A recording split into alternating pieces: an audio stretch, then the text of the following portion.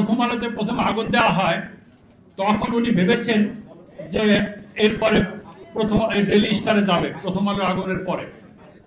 উনি সরকারের এমন কোনো সংস্থা নাই, এমন কোনো ব্যক্তি নাই যাকে উনি অনুনয় বিনয় করেন নাই যে আপনারা ডেইলি স্টারের সামনে প্রোটেকশন দেন, কিন্তু উনি কোনো সাহায্য সারা পাননি।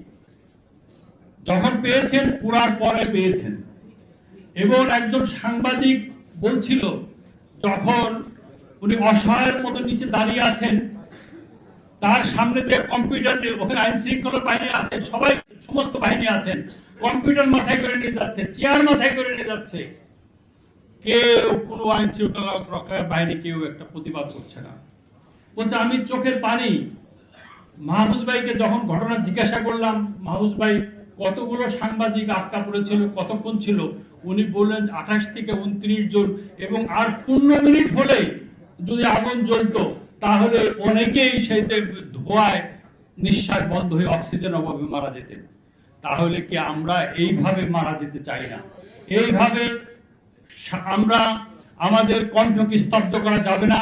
সেই লক্ষ্যে আপনাদের মতামতের ভিত্তিতে আমরা সারা বাংলাদেশের সাংবাদিক বৃন্দকে জানুয়ারির মাঝামাঝি টাইমে আমরা একটা মহাসম্মেলন করব। সেই মহাসম্মেলনের মাধ্যমে আমাদের পরবর্তী কর্মসূচি আমরা ঘোষণা করব। আমরা বিশ্বাস এর মধ্যে সরকার যারা দায়ী, যারা প্রথম আলোতে আগুন দিয়েছে, যারা ডেইলি স্টার আগুন দিয়েছে, যারা ছায়ানটে আগুন দিয়েছে, যারা উদীচিতে আগুন দিয়েছে, যারা প্রত্যেকটা ওই আগুন দিয়ে হত্যা করেছে যেগুলো উল্লেখ করেছেন, তাদেরকে বিচার না হবে এবং আমরা যারা সাংবাদিক মত প্রকাশের স্বাধীনতা না পাবো ততদিন পর্যন্ত আমাদের এই সংগ্রাম অব্যাহত থাকবে। নায়াসিনামাইড ও স্যালিসাইলিক সমৃদ্ধ লিলি ফেস ওয়াশ, যা ফেসের ডেড স্কিন সেল দূর করে দেয় দ্বিগুণ ফাস্টার ব্রাইটেনিং।